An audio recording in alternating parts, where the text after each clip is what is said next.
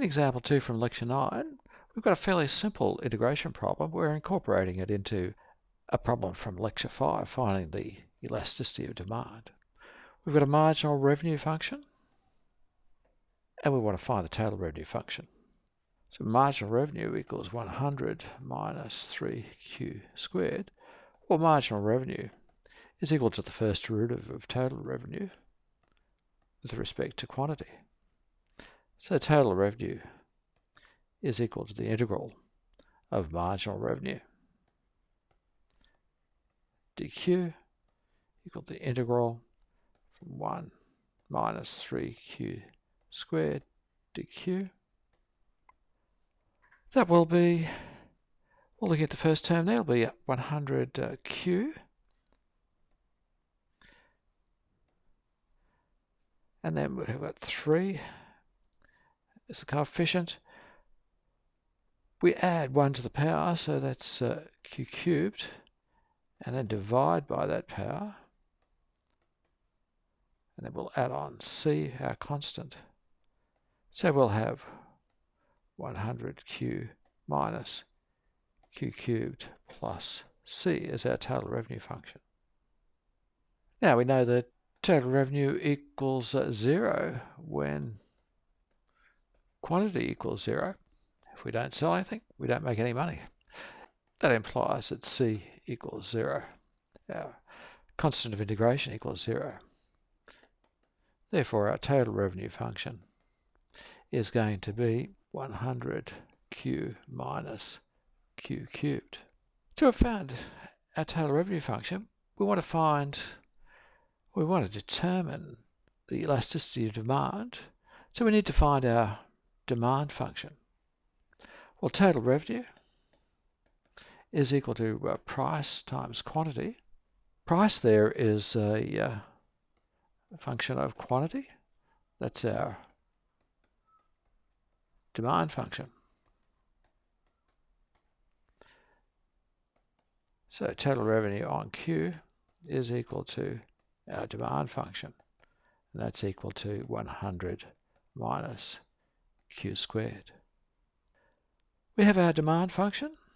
Remember from lecture 5, we're looking at the formula for the price elasticity of demand. So that we have our price elasticity of demand. What we notice though is that we have our demand function there differentiated with respect to price, and our demand function there as a function of P. In both cases as a function of P. We could write that as quantity.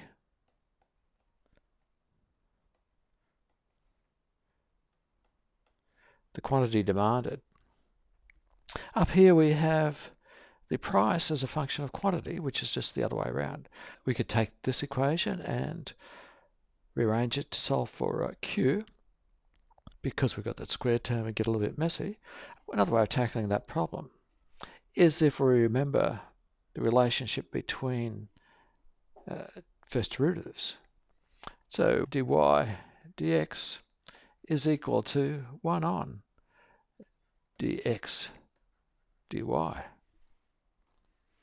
We can use that idea here. So we have what we want is dp, first derivative of demand with respect to price, that will equal 1 on dp q dq.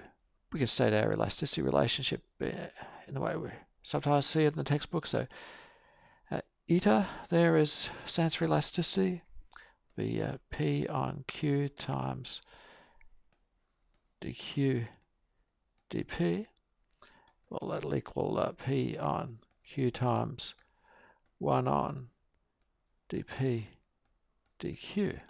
We have P equals 100 Q squared, 100 minus Q squared. So dp dq is equal to minus 2q. Go back to our elasticity formula. Eta is equal to P on Q. Well, we have P there was 100 minus Q squared on Q times 1 on minus 2Q. So that will be 100 minus Q squared on minus 2Q squared. That's equal to 1/2. So we've got we've got Q squared minus Q squared on minus 2Q squared, so that gives us 1/2 minus 50 on Q squared. When Q equals 5, eta is equal to 1/2 minus 50 on Q squared. When Q equals 5, that will equal minus 1.5.